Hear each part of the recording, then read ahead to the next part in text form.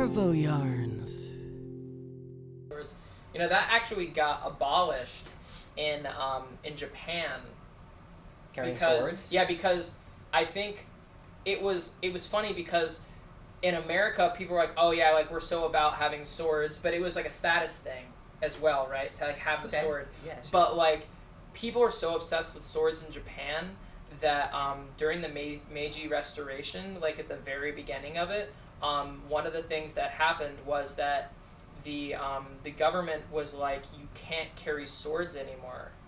You can't unless you're like doing an official duty, basically. Like it's like the equivalent of like open carry. Like you couldn't have a sword unless you were like literally doing the thing in the act. You couldn't just walk around with a sword anymore because there were just so many motherfuckers from hundreds of years. Well, you wonder what like coat rooms were like back then. You know, you like leave your coat in your room. Oh yeah, leave your sword. Leave your sword there. Yeah, right.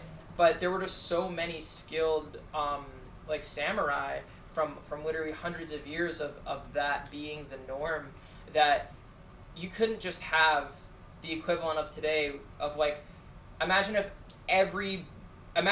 like America had just been through it for like hundreds of years, just gunslingers just constantly killing each other for like this state, that state, this part of Louisiana, that part of like North Jersey's its own state now. Oh, never mind, now it's not.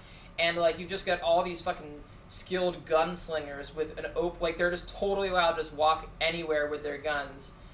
It's not gonna like probably work, especially if you just came from a period where everybody was just killing everybody for like whatever they wanted. Yeah. So they had to stop it. And you see in this case too, where like actually because they were so into swords. Where in America we didn't go as hard, so you could probably still keep your swords.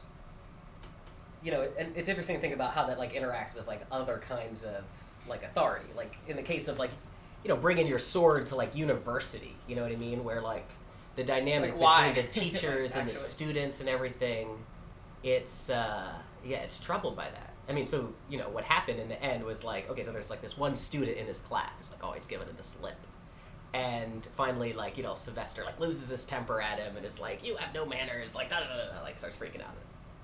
And, you know, in a huff, like this guy, like, you know, the student leaves. And Sylvester, you know, because very, you know, proper guy, he's like writes up like a whole account of the altercation and, you know, submits it to the administration, and the kid, you know, also goes to the administration. Like a bitch. And, you know, the crazy thing has a sword, didn't even use it. Yeah. Well, actually, so in the intervening time, you know, a couple of days later, some of this student's friends, like, actually roughed up Sylvester, you know.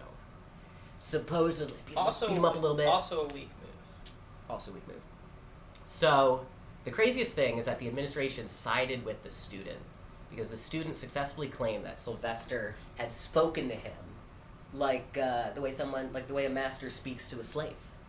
And this was an insult to his honor, and Sylvester was in the wrong. And Sylvester was just so, like, flabbergasted by this. So he just fucking left. He left the University of Virginia and fled, as, you know, one imagines he might do, to New England, and was hanging out, you know, with all people at Harvard for a bit, where he had some friends. Well, anyway.